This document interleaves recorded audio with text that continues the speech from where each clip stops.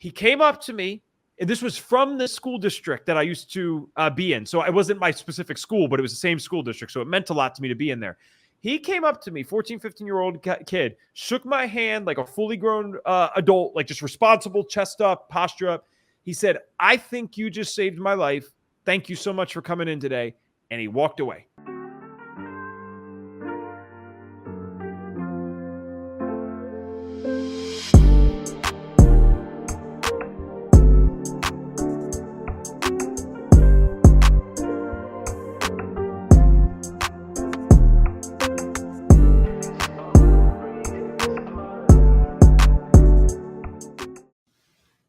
What's up, y'all? So, look, let me just go ahead and keep it short with you. Did you know that as of 2024, the United States has a literacy problem? 21% of adults cannot read, and 54% of them have been recorded and it has been documented read below a sixth grade level. That is a catastrophe. But that's where I step in. Now, I'm not going to teach the grown folks how to read and write. However, PSA, the ghostwriting solution, has now a new package. It's called the Literacy Liftoff, and it caters to 9th through 12th graders who struggle with reading, writing, and comprehension. This new tutoring service will offer vocabulary skills, teaching students how to literally write from the bottom, literally teaching them how to do an introduction paragraph, how to do a hook, how to do a conclusion, how to add a little razzle dazzle, and how to add their own personal touch to it. Okay. Now, you know what you're saying. Well, that's what they go to school for. Absolutely. But as an ex-teacher, the teachers just don't have time. So this program has 3 different packages from 3 different sets of hours that you can take. So if you're an AP, a principal, the student who needs help, the parent of the student, or you just know somebody who needs the help. If you're in the Houston area, you can get in-person tutorials. But if you are not in Houston, there are also virtual options offered as well. So hit me up at my email, theprodigyperspective@gmail.com, and or psathepodcast.com, and we will hook you up. Good after morning, good evening, good night, whatever time you're watching this. Welcome back to another super high fire episode of PSA the Mental Podcast. Let me pull the camera back because my face look kind of big today. There we go. Still big, whatever. All right, so I am happy to be here again another week with you all because we got a great episode today. And this is one that's near and dear to my heart because it's something that I think I used to struggle with really hard. And I know I'm not the only one. So let's just jump right into the meme this week because it's a good one. The meme reads, y'all use y'all detective skills for the wrong things. You know who baby daddy then moved on and where he works, but miss all the signs you developed high blood pressure. You miss all of that. You knew who moved on, who with who, where they at, and how they did. But you ignored them headaches. You ignored you all of a sudden having chest pains. You ignored the numbness. You ignored all that.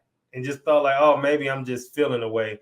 Whole time you got high blood pressure and you still eating the stuff that's making it worse. Now, let's get into the inspirations for this week. So believe it or not, one of my inspirations for this week is the movie Holes. I don't know why.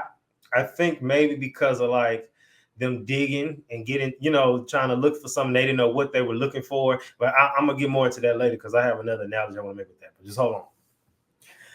Phineas and Ferb. I don't know why that's inspiration. I think maybe the platypus. I think maybe that's one of the things. I don't know why, because he kind of put his hat on and he lived another life outside of them. And then John 15:2 says, "Every branch of me that does not bear fruit, he takes away, and every branch that does bear fruit, he prunes that may bear more fruit." So we'll get more into that a little as we go along. But let's go ahead and jump right into it today. Let's jump into everybody's favorite happy hour. Now, for today's happy, I'm going on just a quick rant about lurking. And we'll define that in a minute as well. But I want to talk about when lurking goes wrong. Have you ever been on social media, not minding your business, and you was lurking? You probably say, well, what is lurking for those that don't know? Lurking is when you looking and going through stuff and you looking for just being nosy, basically. And sometimes being nosy goes too far because imagine being on Instagram specifically, and I know from experience, and you go lurking on somebody's page you don't need to be on, whether it's an ex-friend, ex-girlfriend, ex-whatever, right? And you on the page, and you know what you accidentally do? You accidentally like something. You didn't accidentally like something, and you're on the page you're not even supposed to be on. So now what do? I've done this before. This is an extreme, and I'm not giving nobody no tips or no hints. I actually deleted my Instagram or deactivated it for like a day, just because I didn't want the notification to show up. And I think that even if it did show up, it'll say like user so and so. It wouldn't say my name. Have you ever done that before? I know I'm not the only one. I'm not the only one that did it. But I'll tell you now, in case you didn't know, TikTok tell on you, because TikTok tell you who view your page, and TikTok tell you when you view somebody's page. So don't go lurking on TikTok, because that'll get you caught. Unless you want to be seen. Sometimes people go lurk on people's pages because like so-and-so views your profile and they doing that. But don't do that. And like I said, unless you want to be seen. You know what else we got to talk about? Real quick. And I've talked about this a lot this season. We talk about getting to the root of things, right? And understanding a person. Like, okay, you know when somebody keeps making comments at you. And I've been talking about that a lot this season. But when someone keep making comments at you about something, whether it's those sneaky comments or like this is about you, and then you realize that person secretly don't like you, and you're trying to look for the signs, those are the signs. Like, say for instance, you're in a group setting, somebody gives you a compliment, and this person always finds a way to throw a dart at you, even though they're laughing, and even though the situation might not be that serious. That's something to pay attention to. Pay attention to that, because there's an underlying root of something, or somebody always bring up the same thing. That's something there. It's something there, and it's like a flower, and it's like, or we'll say a vine, and it's trying to like peek through, and you keep like overlooking it, and it keep peeking up, and keep peeking up, and keep. Because the thing is, I always say this: people always tell on themselves. People always tell on themselves. It's up to you to pay attention and stop making excuses. Before in my rant, seriously, y'all, stop lurking if you are lurking. It's not healthy. You also need to understand why you're so nosy. Get into the root of why are you so nosy? Why are you so in everybody's business but your own? Because trust me, you got a lot of stuff you need to worry about. I know you do. I can look at you and tell. I'm looking at you and I can tell. All right, y'all. So that's enough of my rant for today. I have a great guest today that I'm excited to have. Somebody who is all about getting to the bottom of things in more ways than one. And you'll even be able to tell that by his name. So let me go ahead and introduce him. What is going on? Hey, how are you, man? I am good. And so I want you to, first of all, thank you for coming. And I know you're very busy. Fighting crime, being the detective that you are. But I want you to not only tell the people, because obviously my people on YouTube can see you, but my audio people can't. So can you tell them what's your name, where you're from, and then tell them where you live currently? Sure. So my name is Evan Transue. I kind of go by this alter ego Detective Ev. I'm not a real police detective. I don't know if there's some legal bounds there, so I always got to specify that. I just call myself health detective because I'm not a PhD. I'm not a doctor, MD, or anything like that, and I don't pretend to be. I don't pretend to know as much as those individuals. I've just had experiences. I had to find clues as to what was going on with my own health, mental and physical health, and I think that's by definition a detective. So I'm originally from Bucks County, Pennsylvania. It's like 40 minutes outside of Philadelphia. That's what most people would know. And now I live in Wilmington, North Carolina. I actually just moved here a month ago. Okay. How do you like it? I'm loving being 10 minutes from the beach. It's not so great on Labor Day weekend, I'll tell you that. Like, we couldn't move because of the traffic, but the rest of the time, it's awesome because you can shoot down there in the middle of the day, go for 30 minutes between, calls or whatever, and then come back. So I've never experienced anything like that. And it's actually a lot cheaper than where I lived before. So I feel like I'm living better for less. So I'll take that all day. No, for sure. Definitely. Okay, so now tell the people, before we get too deep today, we got a quick little background. Tell the people what it is that you do. Like, what is your jobs by day, night, whatever. Sure. Yeah, so it'll always sound like a lot, but I always tell people it's actually not. It's all the same industry. I just find some different roles in it. So one of my favorite thing to do that I do actively is I speak in schools about mental health issues, primarily to high school students and like really early college students. Okay. It's exactly what you think. It's like classic motivational talk, get on the right track, stop doing the stupid stuff. Right. If one person out of 100 gets affected, that's a win. And then when I'm not doing that, it's all about functional medicine. And I help out with a company called Functional Diagnostic Nutrition. So our schedulers for that is how we got connected.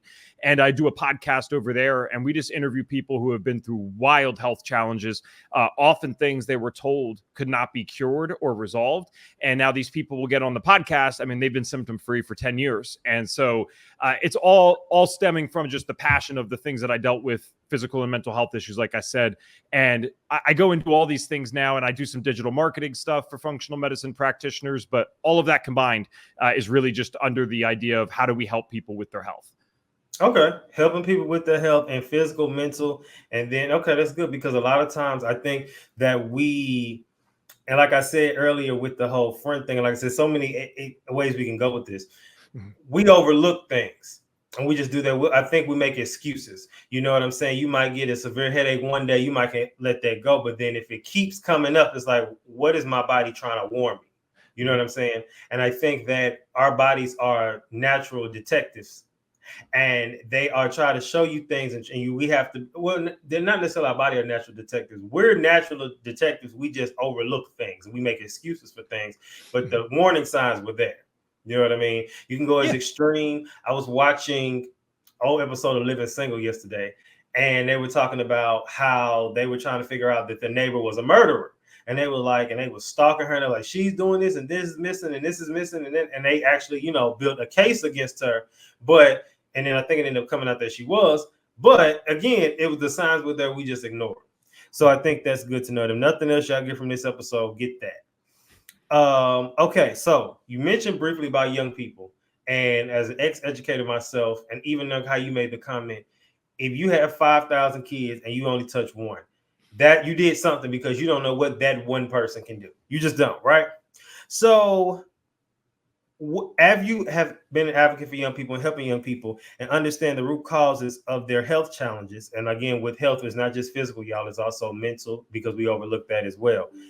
What common mental health issues do you see common amongst middle school and high school? And how does FDN offer solutions for them? Yeah, I mean, it's listen, dude, it was crazy when I was in school. I'm not that old. I'm 28 now, about to be 29. And like when I go back 15 years, or let's say 13, I would have been 15 years old, right? So I knew some people had some stuff. We definitely didn't talk about it as much. And I don't think it was as prevalent. And then exactly what you'd think, like around the pandemic, there was this year and a half where you couldn't go in schools and speak, obviously. You could do virtual. But then when I went back, it was like, oh my gosh, what just happened? Because there was anxiety and depression before. There's eating disorders. There's, thoughts of harming oneself. It's the things that I don't want to say like it's normal. It's not, but it's things that you would think of. And it just became so overrepresented when I came back after the pandemic. I'm like, whoa, what is going on? And I knew something to change too, because before, when you go into an assembly with 400 kids, man, you could be the best speaker in the world. And when you're talking to 400 kids, someone's there to cause a problem. Someone's there acted out. They're doing something stupid in the background. You get that. Right. But what happened in late 2021, when I started to be able to go back in some schools again, I'd go do a presentation in front of 400 kids and no one's talking. So like there was the social thing that I think got them, which who knows what that's doing mentally. But also, I don't think they were listening to me because I just got so much better. If anything, I got worse from not having practice. I think they were listening because so many of them understood what I was talking about, because my presentation's very heavily around anxiety, depression, and substance use. So when I start talking about all those things, it's like they could either relate to one of those things directly, or they knew someone very close to them that could relate to that. And it's that I would almost rather have kids talking in the background because they don't get it, rather than 400 kids dead silent when I'm talking about serious stuff. So anxiety and depression for sure are the biggest things I see. But substance abuse, because you might know this, some of your audience members might not know this. Addiction, of course, is a mental health disorder. We do have that in something called the DSM-5, but there's something else called substance misuse disorder. So this is the person that, might go on a 5-day bender and then take a week off and say, well, no, I'm fine. I could take a week off whenever I want. But whenever they use the substances, it's way more than they intended. It got dangerous, and they use it for longer than they originally intended. So the addiction, we're seeing a ton, but substance misuse, it's like, whoa, not only are you seeing that, the kids don't look at that as a problem because they can, stop for a couple of days. So that's what I'm seeing right now. But even that's something we need to touch on, and we need to quote this. But we see that in regular life, like we were on the same age, right? So you didn't have that friend, whether it's your friend personal that you knew somebody personal, or somebody that you just knew. We can think about that with drinking. Somebody would be like, "Oh, I'm not a drunk. I can take 2 weeks off. I don't drink during the week. I don't. I'll take this long gap. But when they drink, they drink." And when they do, it can be violent, it can be aggressive, it can be all these things. And so then their mind, I'm not alcoholic, but in reality, you probably are. And so even that, I'm glad you brought up that point, because I had to make that connection, because somebody needs to hear that, because they'll say I can stop whenever I want to.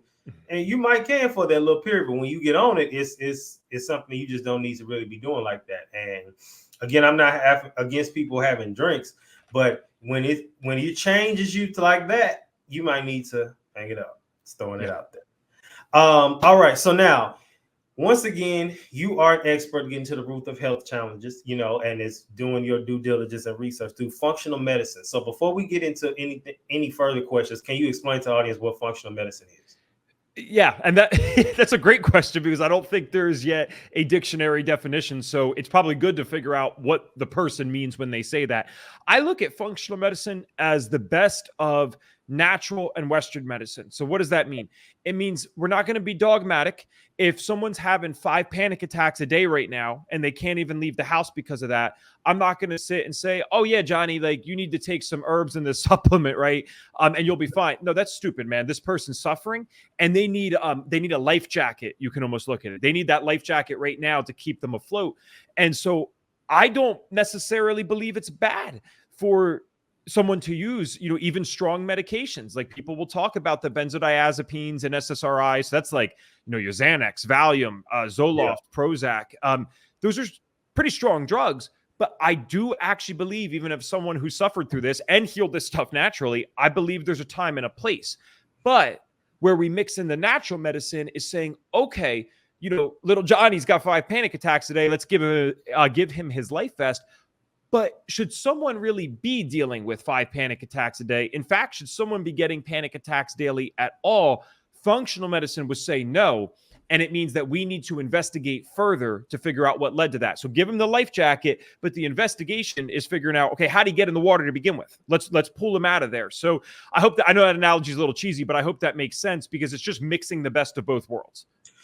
Well, I think the analogy. So to me, when I hear an analogy, it makes sense. And that's why when you explain it that way, it works. And that's why when I was a teacher and I could break things down, like, okay, putting this together, they would be able to, oh, it makes sense. And a lot of times I feel like people don't know how to dumb it down. And sometimes, and especially with conversations like this that center around critical thinking, mental health, that kind of thing, people don't know how to do that. So, okay, so now we got the breakdown and the definition. So how do you see this approach translating to other areas of life, such as career or finances? In what regard do you mean? Well, as far as functional medicine, as far as, like you said, the mix of traditional or Western medicine and holistic, right?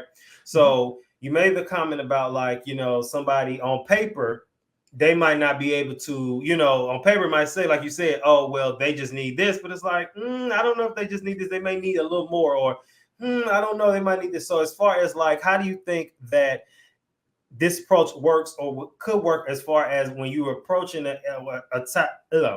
when you're analyzing areas of career finance from the angle of, okay, let's give you an analogy. So this person on paper, they go to work, they start having panic attacks.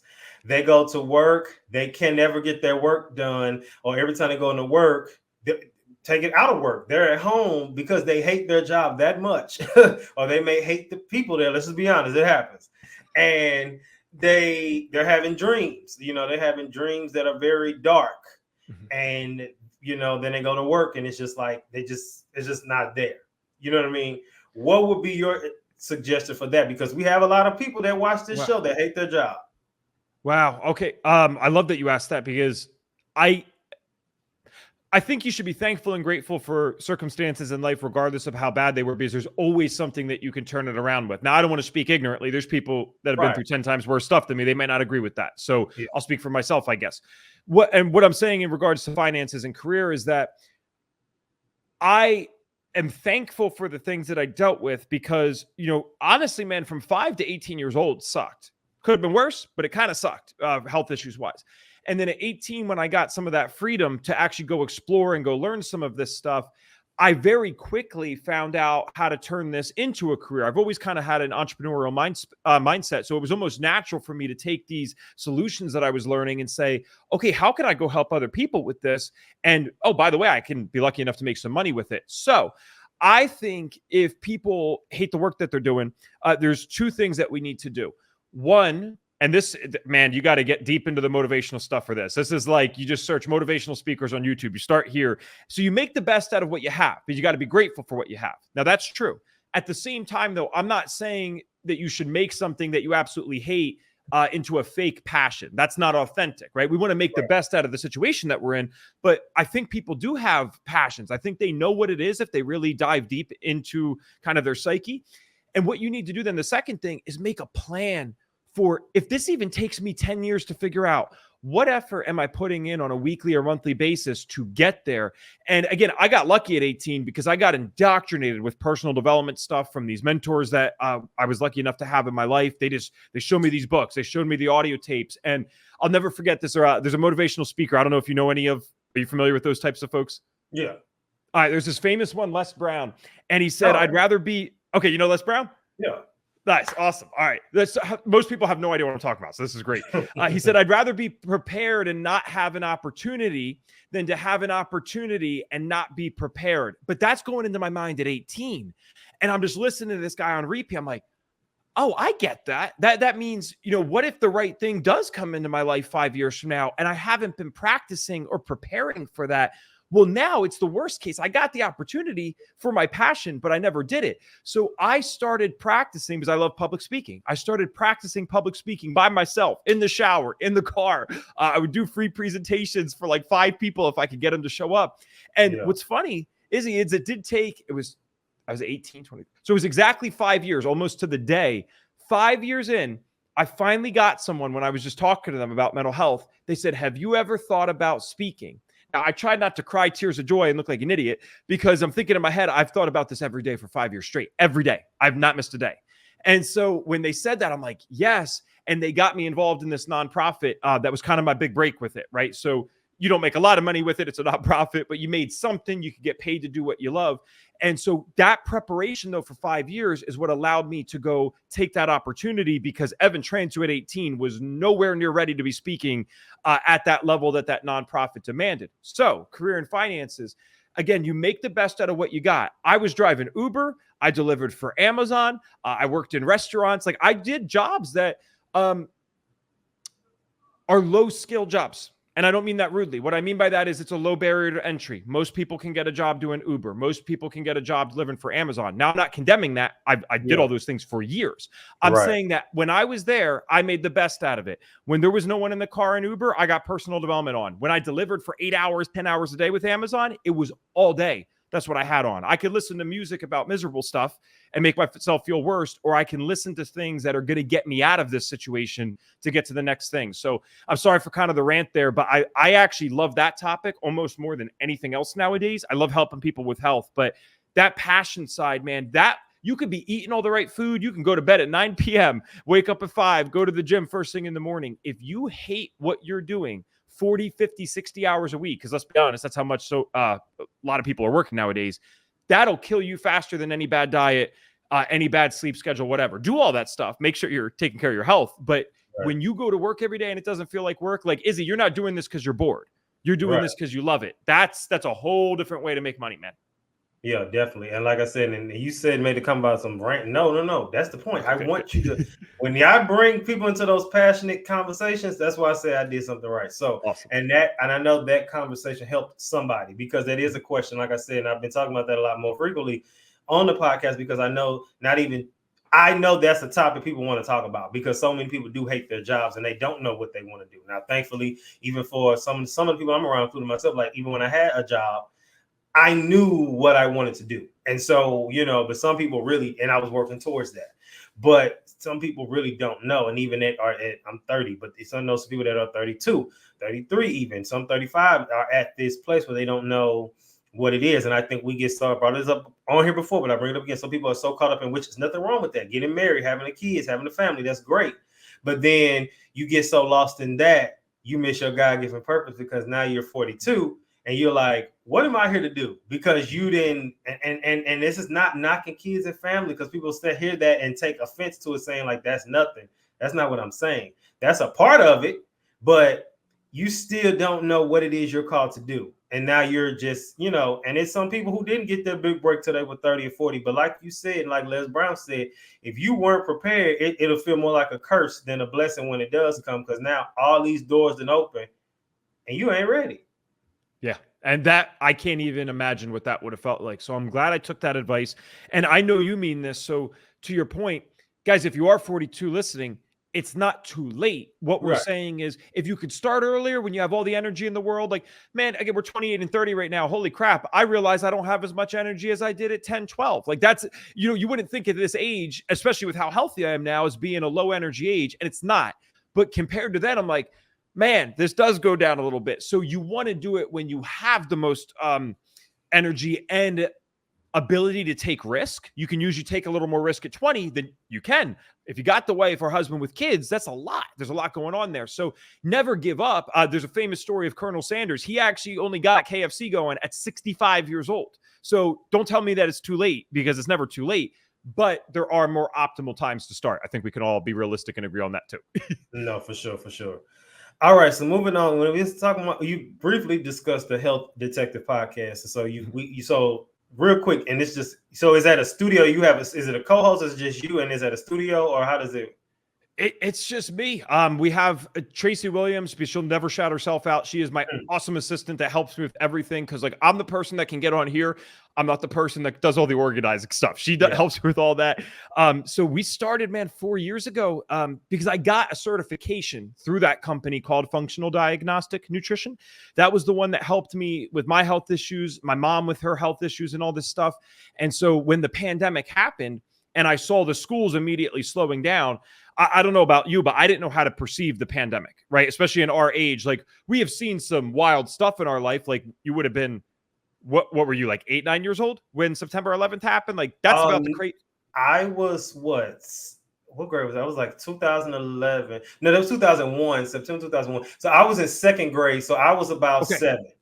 Okay. All right. And I was in kindergarten. So when that was happening, I mean, I took it in, but again, we were in kindergarten and second grade. Like, it's not that I forgot about it. That's not what I'm saying, but you don't comprehend it the same way at that age. So nothing truly major had happened in this country. And then COVID happens to the world. And so when all that went on, I was so scared thinking that, like, I just thought nothing was ever going to open again. I didn't realize, okay, history has had a lot of crazy stuff happen.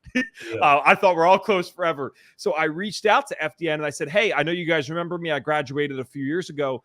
I don't know if you have any opportunities, but let me know. And the founder was nice enough. Dude, this guy reached out to me personally, said, well, what can you do? I'm like, I can speak and I can sell. He's like, we need a podcast. You want to start that? I'm like, sure. So we start this podcast almost just like, hey, hopefully it works out. Let's see what we can do. We released the first episode. It was January. It was whatever that first week of January was. It wouldn't have been January 1st, but somewhere in that first week of 2021. And we just recorded episode 361 yesterday. So I could not do that with the company without the company though. Cause again, you have people supporting you, but yeah, that's what we do there. Okay. Getting that little podcast money. I like to see it. I really love to see it because, and when I say little, of course I don't mean it in a bad way. I mean it like, it's a way to get money. People don't realize it. Even if you aren't getting money, it's influence and it's putting you in position because you never know who will watch it. You could be only getting 10 views. You don't know that one view was from a person who can change your life. And people just don't see it that way. And to have a company push you is good because, like I said, for me, this has just been all me. I said I have an editor for the videos, but like I said, I reach out to my own guests or the team reach out to me. So I'm taking advantage of all of that. So that's good to hear. And that was good to hear what inspired the podcast and how I got started. So I have 3 words. I want you to give your opinion, or not opinion. I'm going to name you 3 words, and I want you to tell me what's the first thing that comes to mind when you hear these words, and there's no right or wrong answers. Are you ready? Is it so? Do I give a sentence answer or just word for word? Whatever. Okay, all right, thanks. I'm like, oh, dang, I can't do the word thing. That's going to trick me up. So, I got you then. All right. When you hear the word lurking, what's the first thing that comes to mind? I don't think I ever heard that word out loud until you were talking about it in the intro there. When I think lurking, dude, the first thing that's coming to my mind is like a horror movie and some villain or scary monsters like creeping around the door to get the person. That is the first thing that came to my mind. Okay, that's one of the definitions, so that works. Okay, what about root? If I thought root, I immediately go root cause. I think root cause health issues, and I think about the stuff that's going on in today's world. That's the first thing I think of. All right, and then the last one, detective. Oh, well, of course I'm going to, come on, man. I'm going to think of health detectives and like how, it's kind of a blessing to be able to do this as a career because I don't have any formal degrees in this. I'm not the smartest guy in the world. I'm not the dumbest either, but, I'm no one special, I don't think. And to be able to do this as a job and really help people at a high level when they've gone to professionals with all the degrees that are 10 times smarter, that's pretty cool. So that's what I think of with detective. All right. Let's get into it. So the definition, there's several definitions for lurking, but I picked this one for based on what we're talking about. So the definition of one of the informal definitions of lurking is reading the post in an internet form without actively contributing. And that's when I think of when your definition is right because that is what it is. But when we talk about it, we talk about lurking, that's what that means too, which is still kind of the same thing. You're just doing it from a virtual way. The definition of root, the basic cause, source, or origin of something. And then detective, a person, especially a police officer whose occupation is to investigate and solve crimes. And technically you are solving a crime because this issue with health is a crime. Yeah. All right. So now let's get into the next segment, which is what does this have to do with mental health? And we all know this segment is dedicated to tying it all home with the topic of mental health. So before we get too deep, light therapy is a big part of your work. Another word, what is light therapy? Okay. So in the most practical sense and in the way that anyone can go use light therapy, you might have heard of these things or people get advertised like the red light therapy panels or you see people doing that stuff. That's cool. That's light therapy too, by definition. Light therapy to me though, and I never thought I would stumble across this, man. And again, there's people 10 times smarter that can explain it better, but maybe it's good that I can explain it simply, right? I don't know. Yeah, no. Light therapy is the idea that light matters in our health. And there's science to prove that, which is true. And that we have completely ignored that as a part of what is going on in this health crisis. I actually think most people nowadays, even if they're still eating poorly, if I ask them, do you think, eating at McDonald's every single day or something is good for your health? I actually think they know the answer is no. There was a time people did not know that. I think they know the answer is no, but maybe they're in a financial constraint. Maybe they have so much going on in their life that it's a time thing. Okay, so you know that the answer is no, but you're doing it. I get it. I can work with that. If I said, do you think the artificial lights in your house are affecting your health? They'd say, well, that's crazy. What are you talking about? And I said, well, what if I told you that there's studies showing that being exposed to artificial light all day increases your blood sugar? And we know people running around with type 2 diabetes all the time. It increases your cortisol levels, which when your cortisol goes too high, you feel super stressed and eventually feel burned out because we can't do cortisol forever. What if I told you that kids under the age of 18 that stay up past the time of 12 a.m. are 42% more likely to deal with depression? Now, you could say that's not a light thing, and fair enough, because, again, in good science, correlation isn't causation. So that means just because something's correlated doesn't mean that it's causing it. But why do you stay up past 12? You're not staying up in the dark at a campfire, typically. At least most kids aren't nowadays. They're staying up because they got this. Or they can go on YouTube, or they can, watch something on TV, or they can watch something on Netflix. So I think that's a light thing. We also know that adult early risers, so 18 and over, if they wake up early, like around 7 a.m., 6 a.m., they're 27% less likely to deal with depression. So light therapy to me is actually learning to live in accordance with nature to the best of our ability. So some of the things that help us most, Izzy, is, and maybe you guys have had someone on the podcast talking about this before, I'm not sure. But now guys like Andrew Huberman are talking about this, and he's a huge YouTube name, so people get his clips sometimes. Catching sunrise has been something that I've done for almost 6-7 years now. And sometimes it's for 5 minutes. That's all I got, right? Everyone can't control their schedule like that. Sometimes it's for 30 minutes, an hour. And I'll try to be efficient. So if I got to read that day, I'll make sure I'm reading outside. If I got to listen to something, I'll listen to something while walking around outside, whatever it is. And the reason that works, it sounds like hippie crap. It's like, what, getting outside, is that really that crazy? No, again, this is science backed. So what that morning light does is help prep our body for what time it is. And so then when we let the body know that it's nighttime eventually, it helps it create the chemicals necessary for us to fall asleep easily. And so why does that matter? Why does light therapy have to do with mental health? Because if we get better sleep and we don't have the stress response all day from, again, being exposed to too many artificial lights and having the blood sugar raised, which can affect mental health issues as well. We know that. If you don't believe that, get a type 2 diabetic that's eaten a bunch of sugar and hasn't taken their insulin. They're not going to feel so great. They're going to start acting very odd very quickly. And I've seen that in my grandmother, for example. You guys might have seen this in other people too. So when you start getting these things down, it's more that it's a preventative, right? The better quality sleep that I get, the better I'm going to feel mentally. And in fact, if you reversed the question and said, all right, Ev, what would be the worst habits you would do right now to get anxious and depressed again? Obviously, I would never want that, but you get what I'm saying. It's right, like for an experiment. The first thing I would do, Izzy, is I'd stay up as late as possible. I'd get as little sleep as possible. And I would try to sleep at inconsistent times as much as I could for the next week. And I guarantee I'd feel like crap or start getting anxious or even depressive symptoms within that first week of doing that. So that's what light therapy is to me. It can get very complicated with these overpriced red light therapy devices. And they're not, if you got the money, they're not overpriced. They're useful. But you can get outside for free. That's really what it is. Yeah, I was going to say, you killing the influencer game now, because now you're going to tell them that their ring lights is killing them.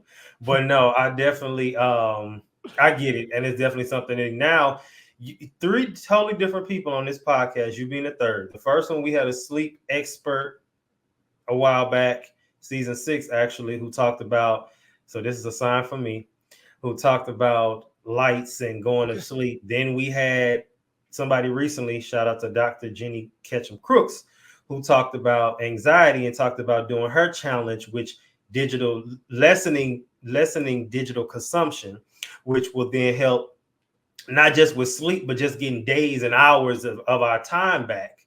And now you're the third person talking about lights. And so I'm like, it's a sign that maybe, I do want to do a big disconnect. So maybe I can do that soon and starts the process of like disconnecting and not being so, into this. So that's a sign. Okay. All right. So now you talked about all the results, right? You talked about the statistics, not necessarily the results, but what are the results of some of the clients who've used them that you've seen?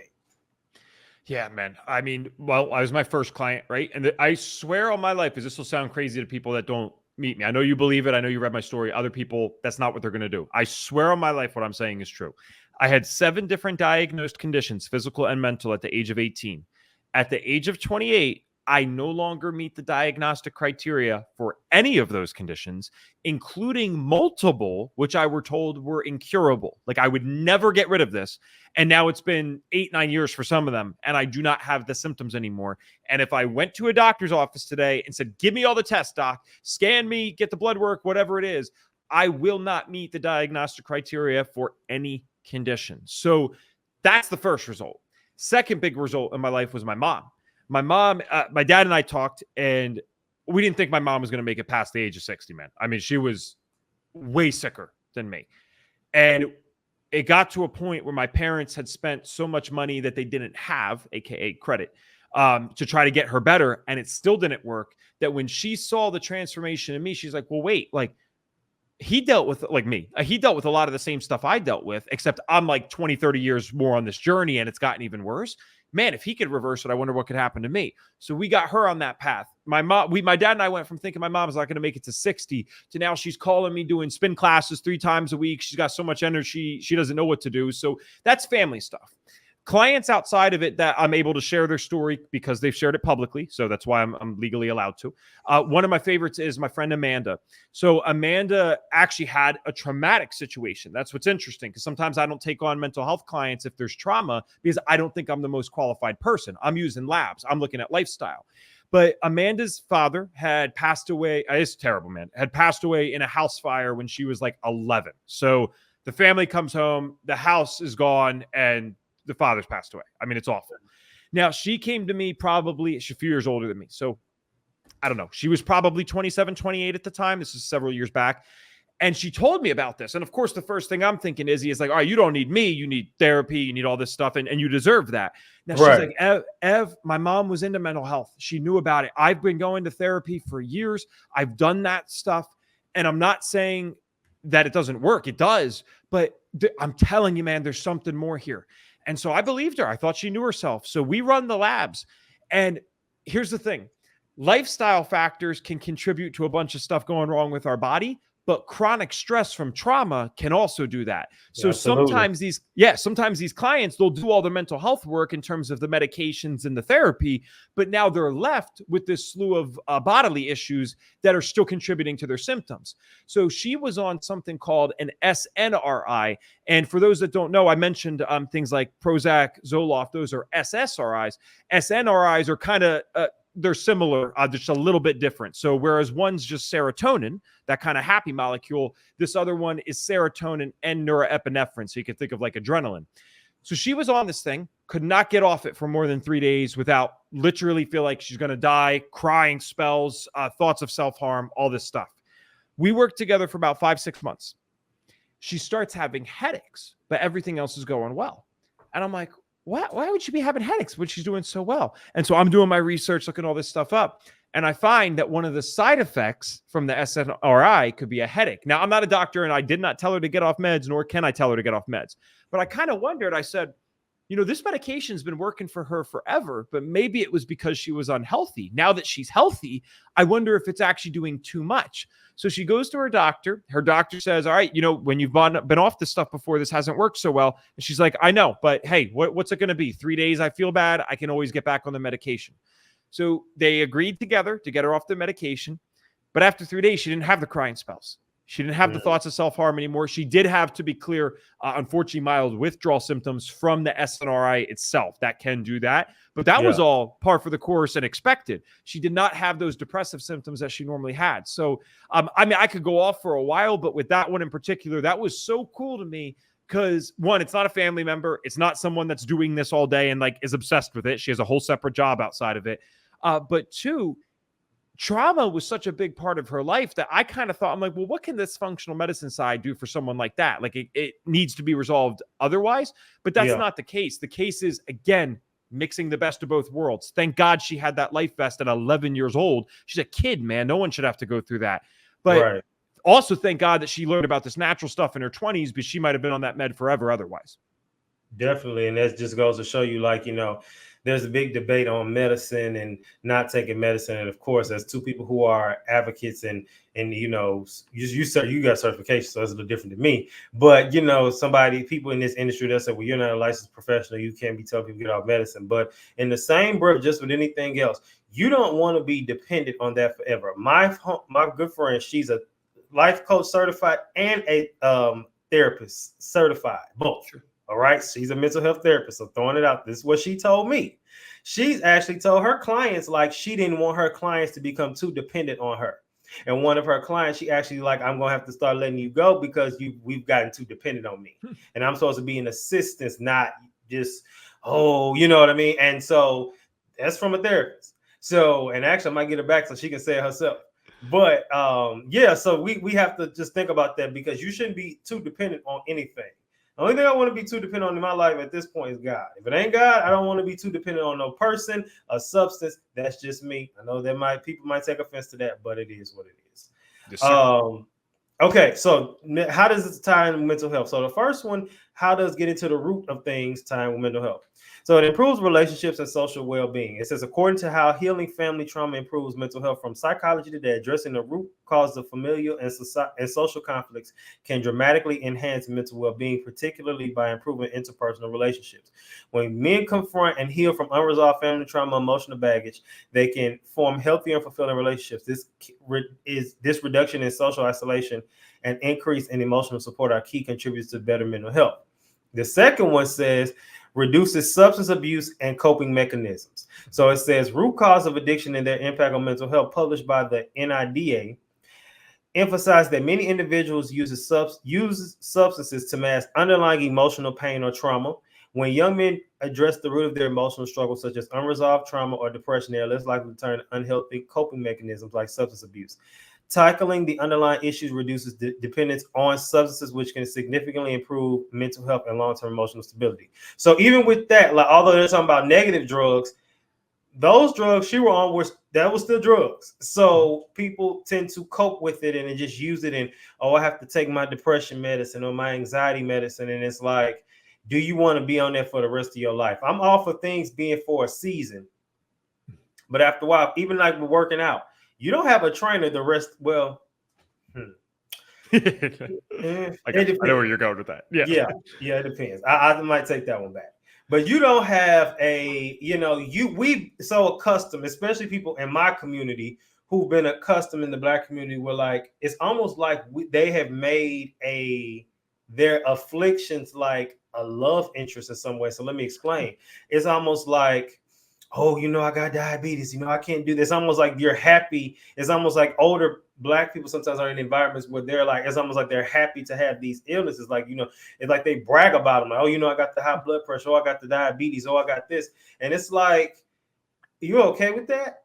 And they've been taught that we just have to deal with it. So when you're trying to get off of it or not have it, it's a problem. Perfect example with me. I was told they were trying to put me on cholesterol medicine. I wasn't going to take it no way, but they were trying to put me on it. And when I went back to the doctor, the last go around last year, I remember they were confused because they was like, what are you doing with your cholesterol? Because it's drastically down. And I told them what I was doing. They said, well, whatever you're doing, keep doing it. So I don't believe that anything, and even you made the comment, which I like when you said, oh, well, this is who you are. You're just going to be stuck with these things for the rest of your life. Can you tell us the two things they said you were going to be stuck with? Particularly Meniere's disease. So Meniere's disease is this kind of rare inner ear disorder. It was kind of the final straw for me. So that's when it's characterized by like these extreme bouts of vertigo. And people sometimes don't know the difference between dizziness and vertigo. So I know that everyone that listens is a perfect human being that's never made mistakes. So I'll take a chance though. So if you've ever drank a little too much and the room starts going crazy, that's vertigo. That's the difference between dizziness and vertigo. So dizziness is what you get off one drink when you're a little lightheaded. Vertigo is when you're 10 deep and you're like, I'm never drinking alcohol again. And you're praying. You're saying, I swear I'll never drink again. Yeah. So it was that. And then the other condition that I had was this. I mean, I don't know. I sometimes don't buy that this was the real diagnosis, even though this is what they gave me. So it was GERD, which is, man, it's above my pay grade. Gastroesophageal reflux disorder. So it's like bad acid reflux, terrible stomach pain, all that stuff. And like, they don't look at those things as curable, especially the Meniere's disease. Not at all. GERD, they would argue that could come and go throughout life, whatever. Meniere's would be like, hey, if you're lucky, you get a year or two remission and then you're fine. It's like, well, Izzy, that disease, Meniere's disease, you're supposed to lose hearing in one or both ears. It's an inner ear disorder. So for me, it would have been one ear. Now, I'm 10 years into the diagnosis. I've done some things at doctors where like I get these tests. I don't have the hearing loss. So at what point do you admit that I actually stopped this versus, oh, it's just in a really long remission? So those were the two conditions that were assumed to never be able to go away. It's funny because I'm not saying all doctors are quacks, because there's some good doctors, and I know some personally. However, I know a doctor that told my grandma she didn't need to drink water. So, yeah. So it's just like, and we're the crazy ones. Right. And my thing is with that, so many things people have just like, it's hard to beat, it's a phrase going around this guy popular. It was like, you will never beat these allegations. A lot of these doctors will never beat the allegations that they are just trying to get money, because you just want people to keep coming back. And even with my doctor, who he's okay, but my doctor, who I was just really adamant about, oh, you need to get on this cholesterol medicine, because even my mom's on my cholesterol, she's like, it's not even that high, like it's, but she was just like, he was very adamant about it. He was like, well, the next time we just gonna start putting him on medication. And the time I did go, he was like, well, I was nervous And I was nervous because one of the doctors said, the nurses said something, and it just got my blood pressure high. And like, oh, his blood pressure sky high. I'm like, because you made me nervous. So then anyway, I came back the next week, and they was like, oh, it's actually very normal. I said, yeah, I told you I was nervous.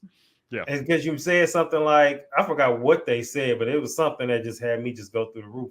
But tying everything to say what you just said, tying into the next mental health point, it says that getting to the root increases resilience and coping skills. In an article titled Building Resilience in Young Adults from the American Psychological Association, it's noted that when individuals address the root cause of their stress, issues, other issues, or mental health challenges, they develop stronger resilience and better coping mechanisms. For young men, getting to the root of their issues allows them to build effective strategies for handling future stress and increasing their emotional resilience and improving their mental well-being over time. So when you got to the root cause of these issues, what did that look like for you? I felt like I got to live for the first time. And I don't mean that in a dramatic or cheesy way. I mean that quite seriously. Because I'm sure maybe did I live at 4 years old? I'm positive I did, but I don't remember back then. So from 5 to 18, I'm sick as a dog. The next few years after that, I'm figuring this stuff out. And you have to understand my identity, my whole life. And it's very interesting that you brought up, some older people that that they almost use it and like it. I don't know that I liked it. I'm not sure if I did or didn't, but I definitely used it as an excuse. And I definitely used it as an identity that I'm just sick, man. I feel like crap all the time. This isn't good. This is who I am. So to resolve these issues, I'm like, oh, this is life. Like I have the energy to go do things and pursue my passion. So it changed that, but it also changed my relationships for sure. And there was something when you were reading off, I think it was from the Psychology Today article, you talked about the relationships in men's life specifically. I always hate admitting this, but this is something that needs to be said because I know I get such positive feedback every time I share it from both men and women. I had, like that high school sweetheart thing, right? When I was younger, I had this person I dated on and off for like 4 or 5 years, but it's like your person. It's the individual that you kind of think at that age that you're going to be with for the rest of your life. And the worst part is, Izzy, I probably would have been with that person for the rest of my life, but I was acting like a fool all the time. Nothing, I don't mean physical abuse or anything like that, but you can still really hurt someone verbally and emotionally. And also the stuff that I went through is not an excuse to go do that to someone, but that wasn't me at the same time. So I never know how to really reconcile that because I'm like, well, it's not me, but I also take full responsibility for the actions because you can't treat someone like that.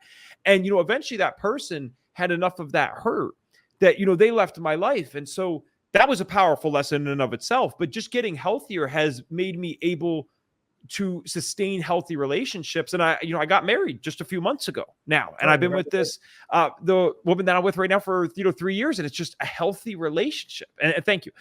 It's just good. Like we have constructive conversations. We work through problems, like what a concept. And so to be level-headed enough now, even though I'm still always a hot-tempered person. I think she likes that though. She just won't admit it. But, I'm level-headed enough, generally speaking, to be able to work through problems now versus the littlest thing happens and it sets me off into this spiral where I'm screaming and yelling and getting into fights. It's like everything in my life's changed. And it also, if I can say, the last thing I would say is now knowing that I overcome that. I was always a very, again, it's not really a cool thing to say, but I was just a soft kid, man. I was very scared. I was very anxious about stuff. I didn't want to do things. I didn't want to engage with people. I didn't want to fly. I didn't want to go places. I was just scared of the world. And a lot of it came from the health issues, I guess, and the lack of predictability with them.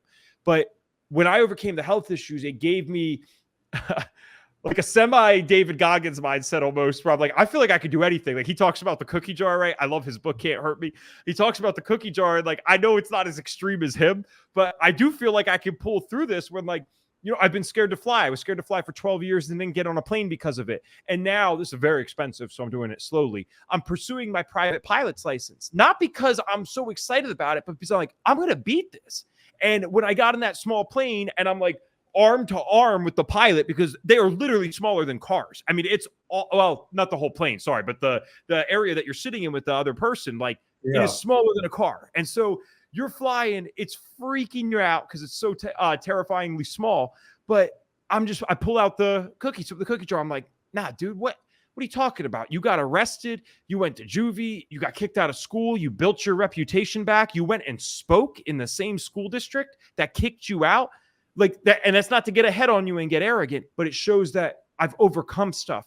You were told that this is incurable. You don't have that anymore. So it allows me to go face these fears that I've had and completely turn them upside down. So it's done a lot for me, as you can tell. No, definitely. And that's why I said I wanted to ask, what does the root look like, get into the root of these things? Because a lot of times we think like, oh, it's just what it is. And if you can overcome those things, you can overcome anything. So we speak a lot about functional medicine, helping with mental clarity. So how important is mental clarity when trying to figure out when someone's life is off track, and what strategies do you recommend for achieving it?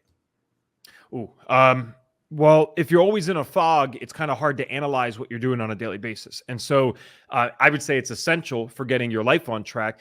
I don't know how much of this ever was just because I was a teenager. I'm sure, you probably made stupid decisions as a teenager too, right? So I don't know how much was because of that versus the health issues, but I almost felt sometimes like I didn't have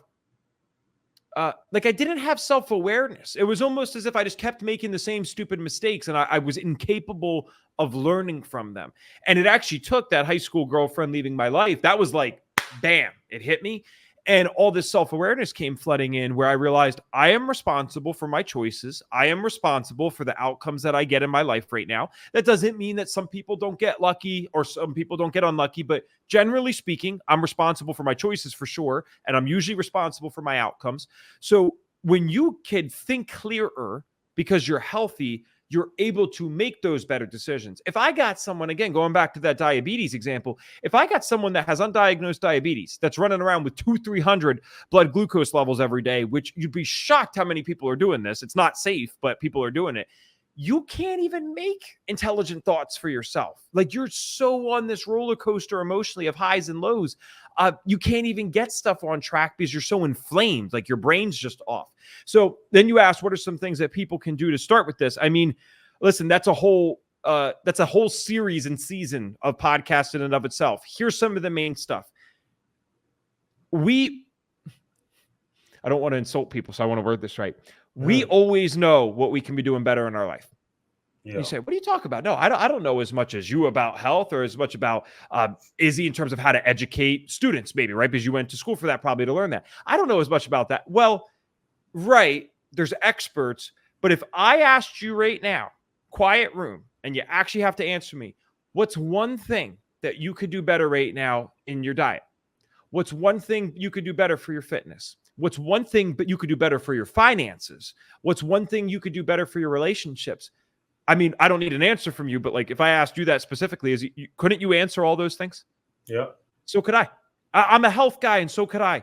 So I think sometimes the best thing, that simplest piece of advice, it's simple, I guess it's not easy, is ask yourself, what's the one thing I can commit to today that I can start doing now, and I'm going to keep doing it, that would get my health better? Because I don't know what your situation is. Maybe you're the, freak like me that's eating organic all the time and doing all this stuff. Maybe you're going to McDonald's 7 days a week, and McDonald's is so damn expensive now anyway because of inflation. You're like, well, this isn't really that cheaper anyway, and it's killing my health, and I'm paying these bills for the medications I'm on. So maybe that's your one thing. But my thing is, my piece of advice then to get them on track, to get that mental clarity, is reflect in silence, not while scrolling on Instagram, dude, or Facebook or whatever, not while listening to a podcast. Just be quiet, maybe be in the shower or whatever, and say, what's that one thing I could do better right now in the health? You do that. You keep doing that one thing until it's a habit. I don't need to tell anyone to brush their teeth every day. We've been doing that for so long, we don't think about it. So now, once it's a habit, it's easy. It's easy to eat well now for me, not because I'm so special, but because I've done it so long. I don't think about it. And so then once that becomes a habit, then you ask again, what's one more thing I could do better? Because the problem is, and you've probably seen this too, we get all hyped up and motivated. I think guys are especially prone to this. Like, we all of a sudden want to change our lives, and we try to add in 20 things, and we actually do it for a few days, but then we get burnt out. The brain was never made to handle 20 changes at once. We handle one. We do that till it's ingrained. What's the next one? You keep doing that for 5 years, man, you won't recognize yourself. Most people can't think 5 years ahead, though. No, and that's the thing, and that's the thing. It was a question I was going to ask later on about overcoming, like, being stuck, and that just answered it. For anybody who may be feeling or may feel stuck or feel as though, nothing's changed, people try to do 20 things, like you said, at once. And it's like, I knew somebody years ago that was like, when they realized they were gaining weight, and she was like, yeah, I'm going to start, dieting, and I'll do a cheat day like once every 2 weeks. That's not going to work. Not when you've been eating like crap every day. That's not going to work. Like, I still have my day where I say, at least one day a week I can do what I want. That works for me. But that doesn't work for other people, because even with me doing it like that, at one point I had 2 days a week, I still kind of blew. And I still was losing weight. You know what I mean? But those days that I didn't eat what I wanted to, I was really clean. You have to do what works for you at first, because everybody can't just cut off everything at once. Yep. And I use weight loss as the first one, because that's something everybody, we get to the age, not me, but as everybody else started to get older, they started to gain weight. I went down, they went up. We had that conversation the other day, and it was because I used to be close to 300 pounds. So we had that conversation recently when we were in Austin, and we were talking about that. And it was like, well, everybody got bigger. I said, not me. Yeah, not me. I don't look at old pictures and be like, oh, I was so thin. I don't do that. It was the opposite. So, all right. So now let's move into the next segment, which is I challenge that. And in this segment, we kind of challenge some things just for get the debate going, that kind of thing. So first off, I want to ask you a question. No right or wrong answer. Sure. What does judge not according to appearance, but judge righteous judgment mean to you?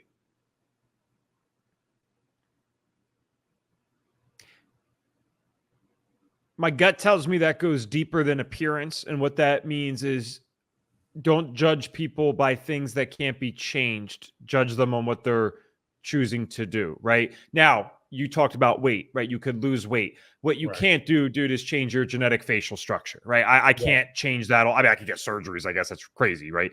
But I can't make myself any more attractive than my top potential genetically for attractiveness, if that makes sense, right?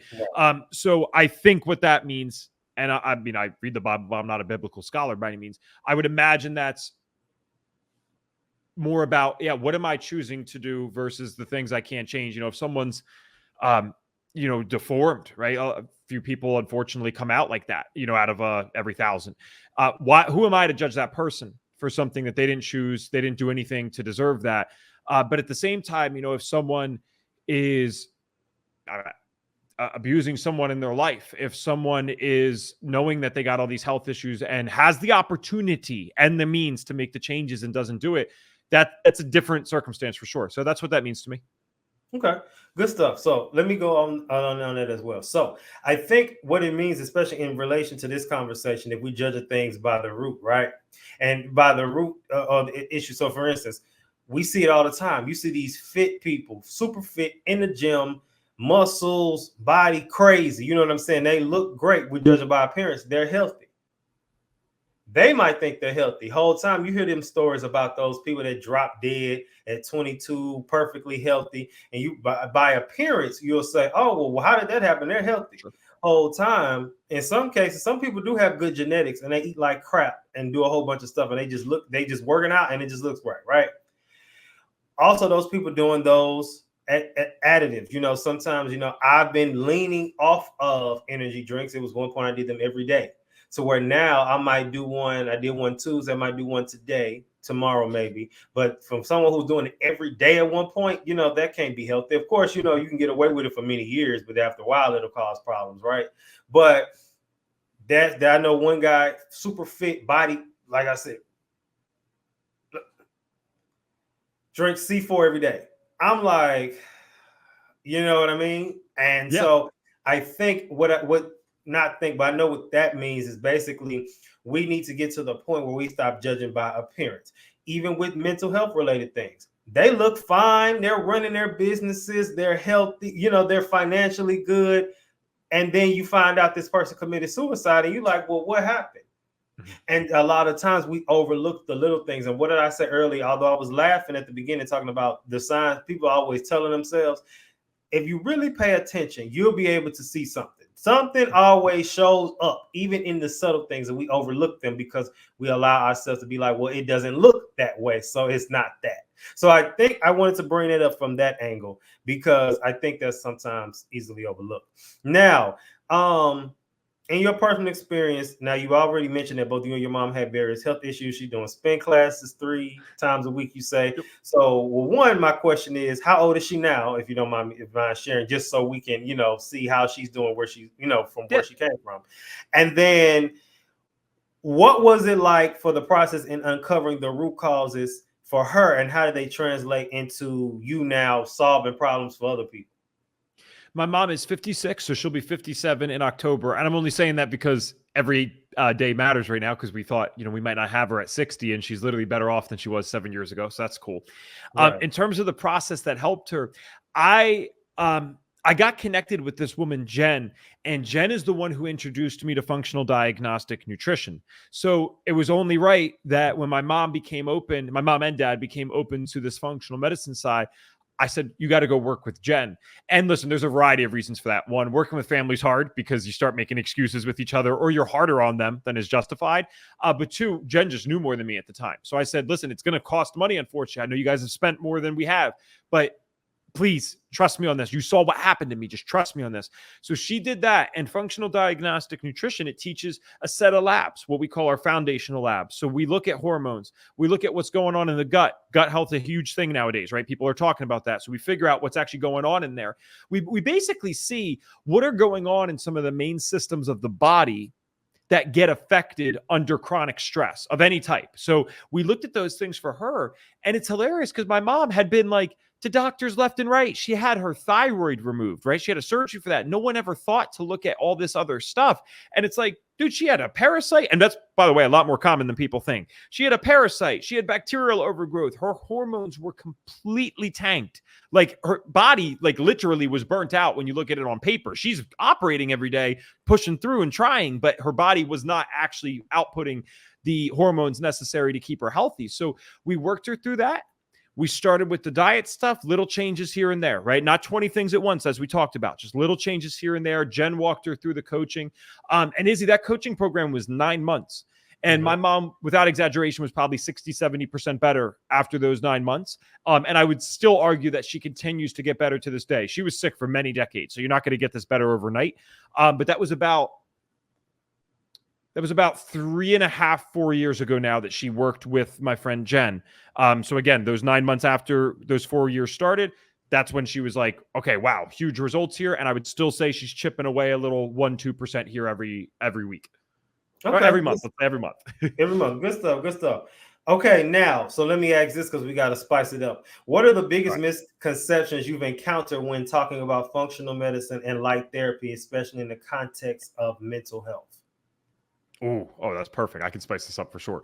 So you have two camps, man. You have, and I think both are extreme. You have the one that thinks this is all you need, right? Screw medication, never, ever, ever use it in any circumstance. I don't agree with that.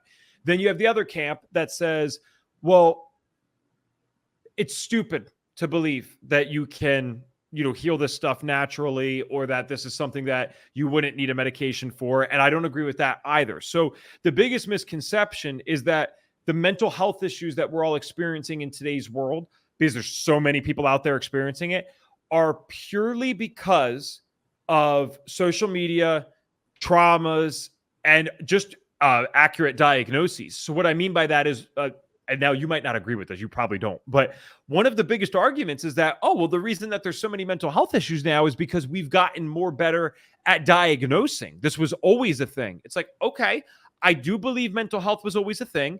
I also believe that we're getting better at diagnosing. I do not think in any way, shape, or form that accounts for the increase in mental health issue. And one of the best arguments against this, just for the sake of getting a little controversial here, because this, like you said, you want to spice it up. So you tell me this. If it's purely just diagnosis, how would this work? So one of the main causes of suicide is untreated major depressive disorder, which is, again, one of the most common mental health issues out there. Okay, so you can misdiagnose depression, right? Fine, fair enough. You can't misdiagnose suicide, right? If someone takes their own life, the investigators are going to be able to figure that out. So wouldn't it make sense then, if mental health issues were actually getting worse, you should see an increase in the rates of suicide? Logically speaking, you would think that. And if it was increasing as we actually believe, then it should be overwhelming. Well, this is from the CDC's own website. So this is the government reporting this data, but they're the same people that will act like this isn't really a big deal in terms of the natural health side and you just need medication. So from 1999 to 2016, they tracked the rates of suicide in all 50 states in America. Every single state except one saw a significant increase in suicide rates. The only state that it went down in, I don't know why, it was Nevada, and it was by a whopping 1%. That's how much it went down. The other 49 states, it continued to increase, and some states were as high as a 57% increase. That was North Dakota. That was the top one. Most on average were about a 15 to 20% increase. So again, tell me this, and I'm not saying like a top PhD couldn't argue me on this, because there's also counter arguments. And I always try to think about this. That's just how I am. Like, I think about the argument to my argument. But right. I would say that's one of the strongest pieces of evidence that we have that mental health issues are actually increasing, considering how significantly suicide rates jumped in just a 20-year span. I mean, it's one thing if we're going back 100 years. We're talking 20 years. So that would be one of the biggest misconceptions, in my opinion, is that, oh, this is just because we're diagnosing better. This is just because we have like social media or something. It's like, no, man, this is because we're poisoning ourselves. And well, those things matter, but this is also because we're poisoning ourselves and people cannot function and are getting mental health issues as a result. Yep. And unfortunately, like I said, these social media makes it 10 times worse. You know, we always are forced to compare ourselves to things. So it's just, the thing is, it may not have started it, but it makes it worse for sure. And that's just kind of unfortunate where we are now. And yeah, so, okay, good stuff. Let's go to the next segment, which is the weekly sabbatical. I love this segment, man. You run your show real great. I'm going to cut you off. I'm like, I love this. Thank you. And we know in the weekly sabbatical, we kind of reflect on some things. So before we get too deep, as we kind of start winding it down, with over 500 presentations and talks to more than 50,000 students, what has been some of the most impactful moments for you during your speaking engagements? And how have students responded to your message and addressing mental health holistically? You used specifically the word impactful. So can I give the hardest one in terms of negative and then the most positive one? Uh-huh. Okay. Instantly comes to mind. The hardest one I ever experienced negatively, I was probably a year into speaking, and this girl came up to me, and I'm not even going to go into the details because I'll be vague enough that I don't say it specifically, but helpful enough that people will know what I'm talking about. Okay. She said, so I relate to your story. Now, my story is very much about like being physically unwell, mental health issues. Like overall, though, I mean, I had people in my life that cared about me. I wasn't like abused. We didn't grow up rich. We didn't grow up poor. Right. So I thought that's what she meant when she said she related to me. All she meant was some of the symptoms. And really, she was underplaying it, because then what she explained is that her parents, this is a 17, 18-year-old kid. Her parents are about to go to jail because they've pimped out her and her sister for most of the time that they've been alive. Like as soon as they were old enough to remember, that type of stuff. I'm like, what? And so I could just see, the pain of that person and the desire somehow still to live and to get better, and her just hoping that I would have an answer for it. And the reason it was impactful is because I didn't have an answer to that. And I'm glad I didn't try to give her one, because that's asinine to say that I know the answer to that. Yeah. All I told her, I ended up saying to her, is I said, one, you're very brave. And two, I said, sometimes the only way to make sense of the insensible is you got to use what happened to you to help other people. And I said, that might be way above what you're thinking right now, because you're still in it. And, you know, you're 17, 18 years old. But I did tell her, because this is true, I said, I might not be alive if I didn't use what happened to me to help other people because of what it did to me. And maybe that's not the same case for you, but I would recommend starting to think like that. And of course, I got her involved with the guidance counselor and stuff, which she already was involved. But that had a lasting imprint on me. And just in terms of, I learned as a speaker, don't pretend to know the answers to questions that you don't know. Because, you know, I gave her answers, but I probably really shouldn't have said anything. Like, no, who knows if she's going to use that story to help other people? She can. Anyone's capable of anything. Maybe she doesn't want to relive that for the rest of her life, Izzy. Maybe she wants to move on and be an accountant and forget that this ever happened. And fair enough to that. So impact wise, there is probably no story out of all the kids that have come up to me in the last 6-7 years that has bothered me more than that one. And that's how fast I thought about it, even though it was the first year into speaking. So that's the bad. The good one is, and there's a lot of good ones. I could give a whole podcast on just good ones, thank God. So one of the best ones is this kid. He said, it's like a movie. He said nothing else. He could not have been more than 15 years old because it was an 8th grade class. So he had to be 14 or 15, I guess. He came up to me, and this was from the school district that I used to be in. So it wasn't my specific school, but it was the same school district. So it meant a lot to me to be in there. He came up to me, 14, 15-year-old kid, shook my hand like a fully grown adult, like just responsible, chest up, posture up. He said, "I think you just saved my life. Thank you so much for coming in today." And he walked away. And now, as cool as that is, I still, of course, did, just so everyone knows, that the responsible thing, I got a guidance counselor afterwards. I said, "Hey, do you know who that kid is?" And she said, yeah, because he's walking away. I'm like, "Listen, I think this is a good thing, but still, I would check in on him." Like he just said, "I think I just saved his life." So he might be motivated right now. Let's make sure we're checking on that a week from now, right? Because motivation goes, as we know. But there is just, when someone comes up and that's the only thing that they say, it's like, I don't even know what that means. I don't know what they've been going through. I don't know what's happening now. But yeah, that's pretty impactful too, my friend. So there's some bad, but there's also a lot of good, and there's definitely more good. No, for sure. That was good. That was good to hear. Like I said, it's not, sometimes it's the little things that do the most. So that's good. Okay. So this comes from chapter 4 of Dealing with Root Causes, and this comes from biblicalcounselingdatabase.net. It says, I have a point I'm making. It says it's vital that you persevere to discover the root cause of every problem. For example, the root cause is not drug addiction, it's what's fueling the drug addiction. The root cause is not immorality, it's the lust resulting in immoral behavior. And then I'm going to read this part. It says the root cause of problems are not dealt with, and the problems will only intensify. It says, then it's got a quote. It says, "It's when Israel invaded the promised land, God told them not to allow any of their enemies to remain. But the Bible records that Joshua spared giants in 3 cities. Later, the Bible relates Samson got in trouble in Gaza. It says, and then it talked about, which was the Ark of Gaza, where it was lost in Ashad, and then Goliath paralyzed the troops in Israel. It says, none of these tragedies would have occurred, but had not the giants been left in the land. Israel left the root, and it bore its fruit. Giants begot giants in both the natural and the spiritual worlds. It says, eliminate the spiritual giants of sin, they will no longer reproduce." Let me get to that real quick. And I like the big part where it talks about the root, right? And that if you don't get to the root, it turns as a big giant. We talked to many different things today. One thing you just recently talked about with the boy who said, "You just saved my life." The giant there was suicide, right? Now, the root of it wasn't suicide. There were things that led to that. I don't know. Do you remember exactly what you talked about that day? His speech is always the same, so yes. Okay. Can you get just a quick, what is it? What was it about? I mean, it's a 45-minute speech, so it's just, I use my stories of anxiety and depression, and then the thing that usually helps the kids get results like that is I talk about being on house arrest and my girlfriend in high school breaking up with me, which was deserved, by the way. And I'm kicked out of school in the same week. Like, all this stuff's happening. It's awful. And that was my aha moment. And I mentioned to people, we don't get a lot of aha moments in life. You know, I lost one of my best friends, Joe, from drug addiction at 22 years old. We were friends since 5 years old, man.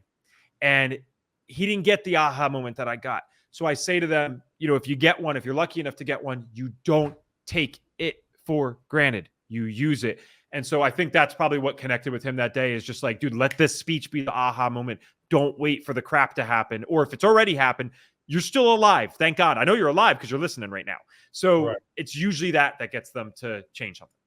Yeah, no, but I think that we just, and all of those we've used many different examples today. We used from the biblical ones to my personal stories to your person. So I did that for a reason, because I wanted to tie everything in. If you do not deal with the root of the issue, it's going to turn into something much bigger than it needs to. And we didn't really talk about it, but we talk about relationships with people. You see all the time in these relationships, people where it'll be this little thing here that happened, and that little thing happened, and over time it turns to this big old thing that it didn't even have to be because the issues weren't addressed when they happened. And a lot of times we overlook things. Let's go to our health. You got the headaches. You started feeling the numbness. That's an extreme one. But you started hitting the headaches. You started getting the chest pains, and you overlooked it for whatever reason. You noticed you couldn't sleep like that at night. What's another issue that we overlooked? You started this is a real big one. People start craving sugar all the time or salty things. Those are fruits of something internally going on too. And sometimes we just overlook it and we just don't think nothing of it. You just think something crazy. One time, and this happened, I actually never got to the root of this, which is a problem. So I'm calling myself out. That's why we love it here, right? Transparency. There was a point where I was eating dairy, cheese. I never told the story. Cheese, and it lasted for like a year. Cheese, anything dairy. And I would get a horrible taste in my mouth. I never knew what that was. And this is before I switched over to living like a low carb lifestyle. But it was, I just, anytime I ate dairy, I just got like a real like weird taste anytime I ate it. I don't know what that was, but that was my body telling me something. That was before I got really into how I am now. But my body was trying to tell me something. So I actually might look that up today, just out of just curiosity. Yeah, I've never see. This is the difference between the detective and the PhD. The PhD might have an answer for you. The detective says, "I have no idea what the heck caused that, but I think you're smart for not eating it anymore." Right? Like that. Yeah. I don't need to know anything deeper. That makes total sense. That's really interesting. Yeah, I know it definitely is. Now, do you believe roots of things? And this is a personal thing. Do you believe that the roots of issues run in families? Like, if you dealt with something, they talk about curses, right? Like generational curses, that kind of thing. Do you believe that those run in families? Like, if this person dealt with this, you're going to deal with this, like maybe even different health issues. Do you believe that those run in families? I believe it can. And when I say I believe it can, it's like, well, it doesn't seem to happen every time. But for me to not acknowledge that there is a clear similarity between my health, my mom's health, and her mom's health, I'd be ignoring evidence. Like, I mean, it's almost just like each of us got sick in the same way, except my grandmother took the longest. She was probably, 30, 40 before she got sick. My mom started getting sick in early 20s. I started getting sick at 5, right? It's almost like every generation broke down even further. So yeah. And in the functional medicine space a lot, we talk about this. We say genes load the gun, environment pulls the trigger. And so, of course, in a practical sense, yes, genetics are real. Are you going to get the same bad genes all the time? No, because my dad, that's like a new party coming into the family tree, right? So he might give all these great genetics. Who knows? My dad, God bless him, he's still, he's 57 years old. He smokes 2 packs of cigarettes a day. He works outside 6 days a week, landscaping, and he kills it, man. Like he doesn't look like he's going anywhere anytime soon. I'm not advocating for the lifestyle. I'm just saying, I mean, those are some pretty strong genetics. If I went and smoked 2 packs of cigarettes a day and tried to do what he does, I wouldn't feel good. So there's no way that you're going to tell me that the 57-year-old doing it doesn't have better genetics than me. But maybe he gave me some of those good ones. That helps me out. I'm not sure. So I in a practical sense, yes. And I think you're someone, just based on what we've talked about today, you go a little deeper. In a spiritual sense, I think that could be true as well. Yes. Yeah, no. But even for that, I didn't even realize it was the grandma too. So it was definitely something going on there because, the 3 generations, everybody sick. It's come on now. Like, it's kind of like the whole logic of, it's so many things. And my friends get annoyed with me when I say certain things, because I've always had like that eye with things. And I always ask this question, and I'll say, "That's not weird to nobody." Like, and it'll be, and sometimes more, in situations that aren't as serious, and sometimes situations that are a little like just silly when it comes to maybe dealing with like certain people or certain character types. But then it'd be other situations. I'm like, so this happened to this person, and then it happened to that person, and then this happened to this person. You didn't think it was gonna happen to you?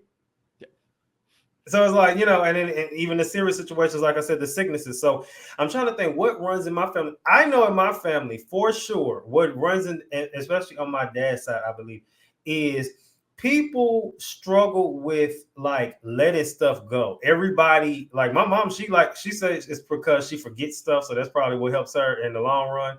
But like, I have a great memory. I don't forget nothing. And like I said, it can be a blessing and a curse. But sometimes I've struggled with letting stuff go because it's almost like when you think about it, it's almost like it happens again. Now, not so much at this point, because I've really been aggressively working through that at this point in my life. But it was a time where it was just like, you know, you just couldn't let it go. And I know it seemed like everybody on that side of the family, they all talked about how like I don't let stuff go. So can't help but to believe something there is, you know, it's something there. Yeah. Okay.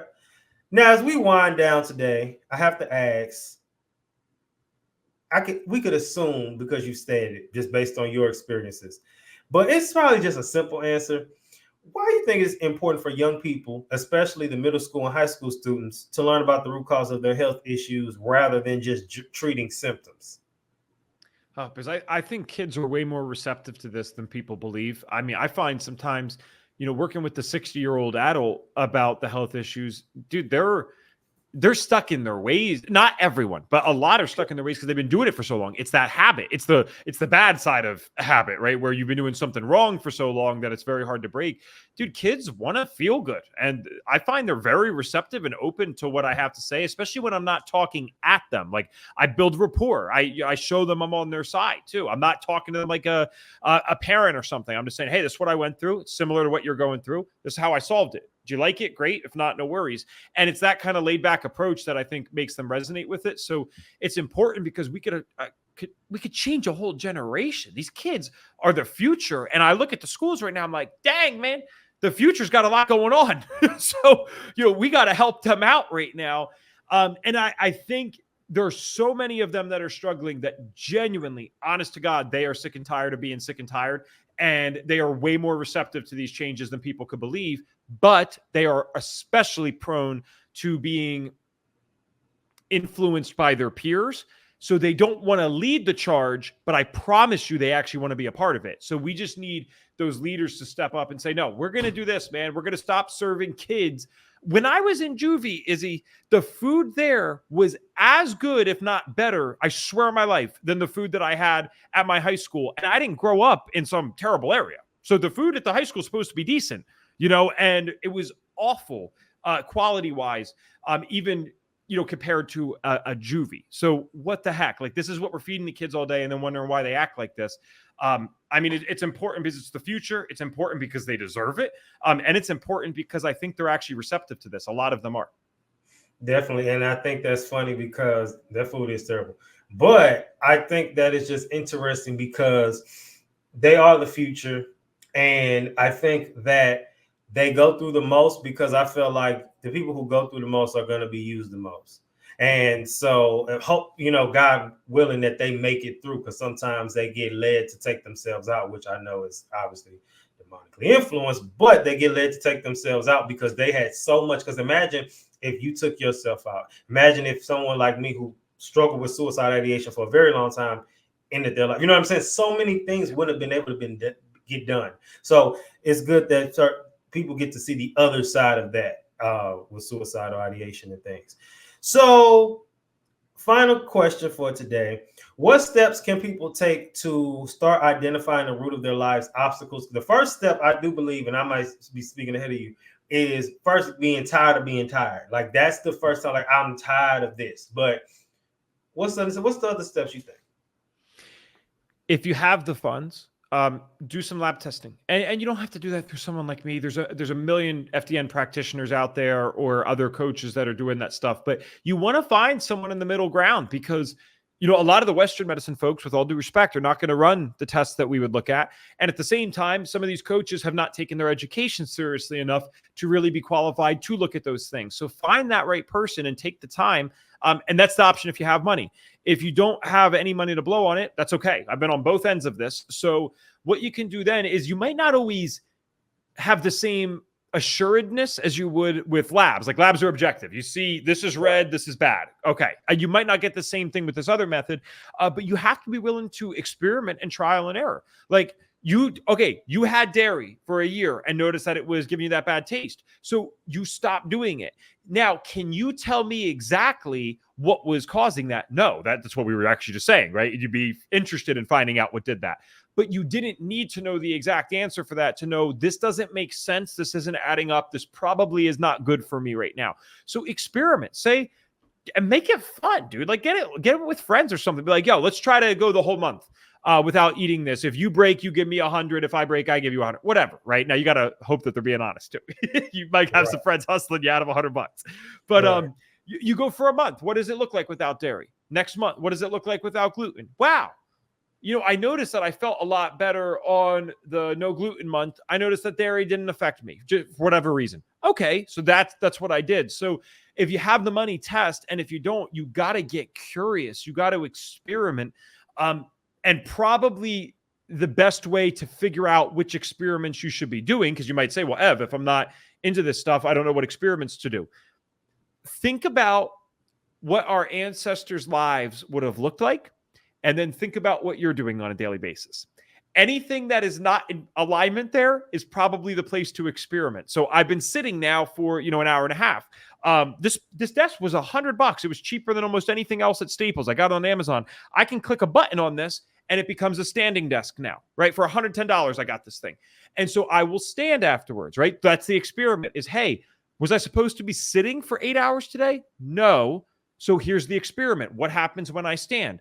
What happens if I stand all day? What happens if I stand for 30 minutes here, 30 minutes there? I think people are so distracted that we forget that like humans are curious, man. We don't have to be smart to be curious. And you just try these things. You make it a game. So again, labs, if money, if no money, figure out what you're doing that's probably not in alignment with how humans are supposed to live, which is like everything. And then just make some experiments out of it. Don't overwhelm yourself. Just try. Okay.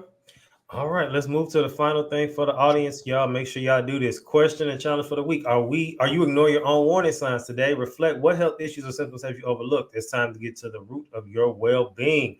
All right, y'all. So thank you, Evan, for coming on. Is there anything else you want to plug or tell the people before you go? Well, one, just thank you for having me, man. And I speak publicly on podcasts all the time, so they can tell I'm not lying to you or flattering you here. Very interesting format. I can tell that you plan it out, but it still has such a conversational aspect to it where I feel like I can talk about everything. And I like the segments. I never knew what was coming next, and it was just fun. I'm like, all right, it's cool. It's different than most podcasts. So thank you for having me. In terms of plugs, if you guys are interested in just hearing crazy health challenges that got overcome, the Health Detective Podcast, great place to find it. And I say podcast is like TV, right? You don't just watch one or listen to one. It's like a TV channel. So you don't stop listening here to listen to that and vice versa. Just check it out, see if you like it. And then if, gosh forbid, because you were an educator previously, if there's any educators listening, you just go to my name, EvanTransue.com, and that's where I have all the speaking stuff. I do go all over the country. Of course, the farther it is, there is travel expenses and stuff, but I try to make it work just about everywhere. And I would love to be a part of your school. I typically do high schools and I do middle schools on a case-by-case basis. So just fill out the form and let me know. I always talk to people for free to figure out if it's a good fit. All right, y'all. Y'all make sure y'all get him for your school. All right, y'all. That is all we have today. Make sure y'all tune in next week. We have another great episode. And thank you again for coming on. So PSA signing out. Always remember, keep your head up like your neck hurt. Remember who you are. Make your mind up. Don't let it make you. And remember, I love us for real.